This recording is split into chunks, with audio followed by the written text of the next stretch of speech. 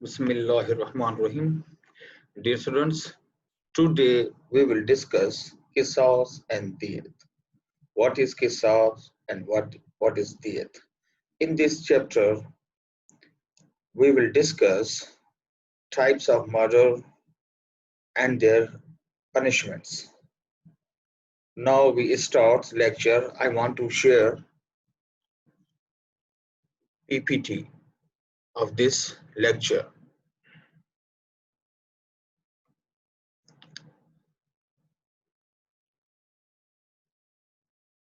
Qisas and Diyat.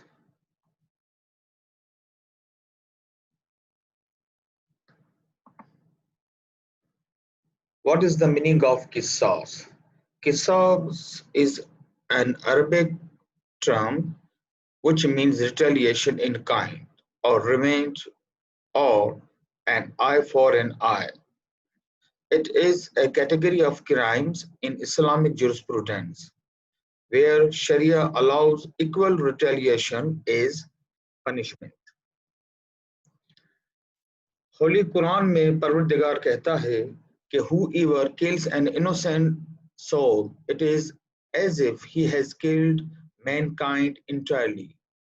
And whoever saves a soul, it is as if he has saved mankind entirely.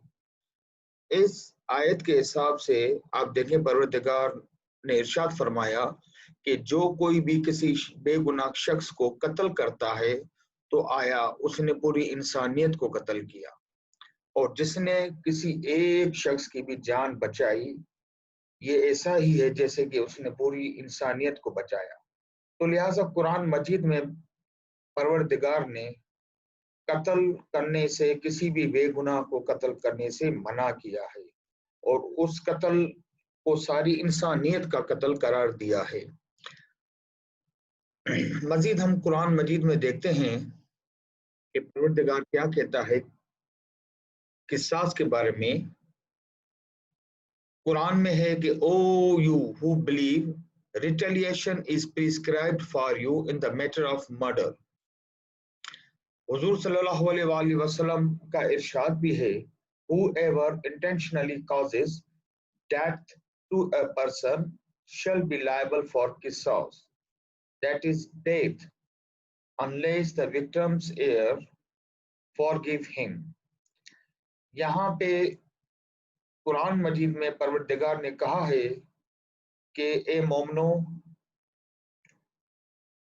Retaliation जो है आपके लिए, retaliation का हुक्म दे दिया गया है इन मैटर ऑफ मर्डर। और सरकार की हदीस भी ये है कि जो भी किसी को इंटेंशनली मीन्स वॉलंटरली कोई भी किसी की मौत का सबब बनेगा, उसको कत्ल करेगा, तो लिहाजा उसका भी किसास लिया जाएगा, यानी कत्ल करने वाले को जो सजा दी जाएगी वो सजाए मौत होगी, जब तक कि उसके कानूनी वसा जो हैं वो अगर माफ नहीं करते।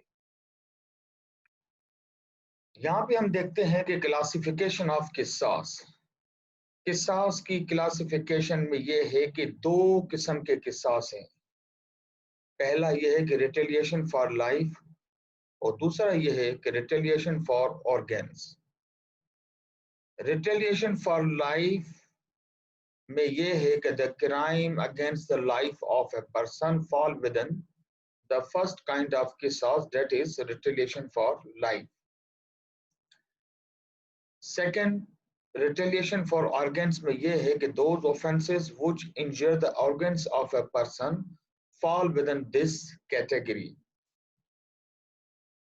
वो offenses जिसमें इंसान के organ जो है उसको जख्मी किया जाए वो दूसरी कैटेगरी में आते हैं किसास के, उसे हम कहते हैं retaliation for organs। मजीद हम आगे चलते हैं कि कुरान मजीद में कत्ल की सजा भी बताई गई है कि whoever kills a believer intentionally, his recompense is hell, wherein he shall abide forever, and Allah's wrath shall be on him, and he curses, he means Allah curses him and prepares for him a mighty punishment. इस आयत में परवरदिगार ने कहा है कि जो कोई भी मोमिनों को इंटेंशनली तौर पे उनका कत्ल करेगा तो उनका सिला जो है वो जहन्नम में, जहां वो हमेशा के लिए रहेंगे, और उन पे जो कत्ल करने वाला है मोमिनों को, उन पे खुदा की भी लानत होगी, खुदा का अजाब होगा और सख्त सजा होगी क़यामत के दिन में।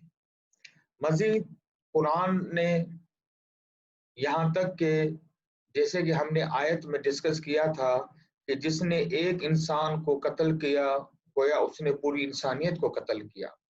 इस्लामिक क्रिमिनल लॉ ने जो गैर मुस्लिम हैं, सिटीजन्स हैं, उनको भी तहफ़्फ़ुज़ दिया है जान का, माल का, क्योंकि हमें पता है कि इस्लामिक क्रिमिनल लॉ के जो गोल्स हैं, जिसमें पहला गोल ये है कि प्रोटेक्शन ऑफ लाइफ। जब प्रोटेक्शन ऑफ लाइफ की बात आती है तो इस्लामी रियासत में एक गैर मुस्लिम के वही हुकूक होते हैं जो एक मुसलमान के हुकूक हैं, और इस्लामी रियासत के अंदर एक गैर मुस्लिम की जिंदगी की कीमत और अहमियत उतनी ही है जितनी एक मुसलमान की है। तो लिहाजा सरकार ने हदीस में फरमाया कि whosoever murders a non-Muslim who has been guaranteed safe conduct by the state shall not inhale even the smell of paradise। यहाँ पर सरकार ने तहफ़्फ़ुज़ दिया गैर मुसलमों को भी कि अगर कोई किसी गैर मुस्लिम को, जो एक मुसलमान रियासत में उसका सिटीजन है, अगर उस गैर मुस्लिम सिटीजन को अगर किसी ने कत्ल किया तो वो जन्नत की जो खुशबू है वो भी नहीं सूंघ सकेगा। यहाँ पे आप देखें कि इस्लाम ने गैर मुस्लिम्स को भी उतनी ही इज्जत दी, उतनी ही उनकी लाइफ की प्रोटेक्शन की जमानत दी जितनी कि एक मुसलमान के लिए है। लेकिन यहाँ पे हुजूर सल्लल्लाहु अलैहि वसल्लम की हदीस बहुत हमें क्लियर बताती है कि अगर कोई भी शख्स इस्लामी रियासत के अंदर अगर किसी गैर मुस्लिम का कत्ल करेगा तो इस्लाम में ये है कि वो जन्नत की खुशबू भी सूंघ नहीं सकेगा। तो लिहाजा मुसलमान रियासत में, इस्लामी रियासत में एक गैर मुस्लिम की जिंदगी की कदर कीमत वही है जो एक मुसलमान की उस मुस्लिम रियासत में है। अब कुरान ने यहाँ पे किसास की पनिशमेंट हमें बताई है कि इस आयत में हम देखते हैं, जिसका हमने इंग्लिश में यहाँ पे ट्रांसलेशन कर रखी है, उसमें ये है कि कुरान कहता है कि ओ यू हु बिलीव, किसास has been prescribed for you in cases of murder, but if any remission is made by the brother of the slain, then grant any reasonable demand and compensate him with handsome gratitude. This is a concession and a mercy from your Allah. इस आयत में परवरदिगार ने ये कहा है कि किसास यानी कत्ल का बदला कत्ल है। अगर किसी शख्स को कत्ल किया जाता है तो उसकी पनिशमेंट जो है वो भी कत्ल ही है।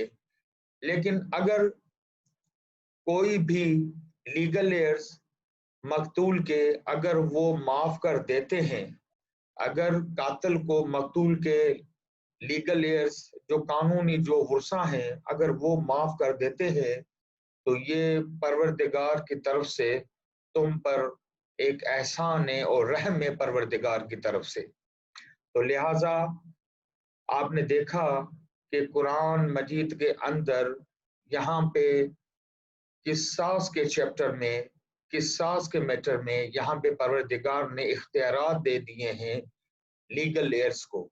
जबकि हमने देखा کہ حدود کرائم میں جس میں ہمارا پورا معاشرہ افیکٹ کرتا ہے وہاں پہ پروردگار نے کسی کو بھی یہ اجازت نہیں دی کہ وہ حدود کرائم کے اندر کسی کو معاف کر سکے، یہاں تک کہ وکٹم بھی معاف نہیں کر سکتا اور وکٹم کے ورثہ بھی معاف نہیں کر سکتے۔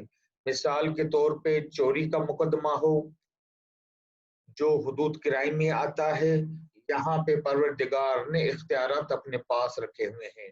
ایڈلٹری کا کیس ہو، یہاں پہ معاف کرنے کے اختیارات اسلامی ریاست کو نہیں ہے، نہ ہی قاضی کو ہے، نہ ہی اسلامی حکمران کو ہے کہ وہ حدود کرائم کے اندر کسی کو معاف کر سکے۔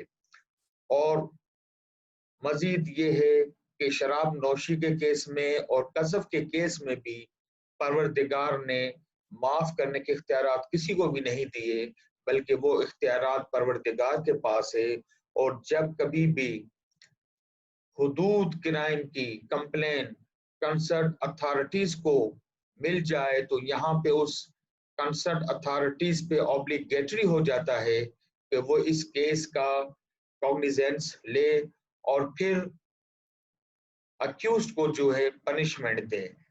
لیکن قصاص میں یہ ہے کہ پروردگار نے معافی کا حق جو ہے وہ وکٹم کے ورثاء کو دیا ہے۔ اگر کوئی شخص حملے میں زخمی ہو جاتا ہے اور اس کی جان بچ جاتی ہے تو جو زخم اکیوز نے وکٹم کو پہنچائے ہیں وہاں بھی پروردگار نے معافی کا جو حق جو ہے وہ اس وکٹم کو دے دیا ہے۔ قصاص اور دیت میں جو معافی کے اختیارات جو ہیں وہ لیگل ایئرز یعنی قانونی ورثاء کے پاس ہوتے ہیں، اور جبکہ حدود کرائم کے اندر کسی وکٹم کو یہ اختیار ہی نہیں کہ وہ کسی کو معاف کر سکے۔ تو لہٰذا اس میں آپ نے دیکھا کہ حدود کرائم میں اور قصاص و دیت کرائم میں سب سے ایک اہم فرق یہ بھی ہے کہ پنشمنٹ کی جو اختیار ہے، پنشمنٹ کا جو اختیار ہے قصاص اور دیت میں پروردگار نے لیگل ایئرز کو دیا ہوا ہے، لیکن حدود کے اندر پروردگار نے وہ اختیارات نہیں اسلامی ریاست کو دیے ہیں، یعنی معاف کرنے کے اختیارات نہ اسلامی ریاست کے حکمران کو ہے، نہ قاضی کو ہے، اور یہاں تک کہ نہ وکٹم کو ہے۔ اگر حدود کرائم میں اگر کمپلین ہو جائے تو یہاں پہ وکٹم بھی معاف نہیں کر سکتا، البتہ قصاص و دیت میں اگر وکٹم کہ ورثاء جو ہیں وہ کنسرنڈ اتھارٹیز کو اگر کمپلین کر دے تو کمپلین کے بعد بھی یہ آفنس جو ہے یہ کمپاؤنڈیبل آفنس ہو جاتا ہے، جس میں یعنی لیگل ایئرز کے ورثاء کو یہ مکمل اختیارات ہیں کہ وہ قتل کے کیس میں قاتل کو وہ معاف بھی کر سکتے ہیں۔ شکریہ۔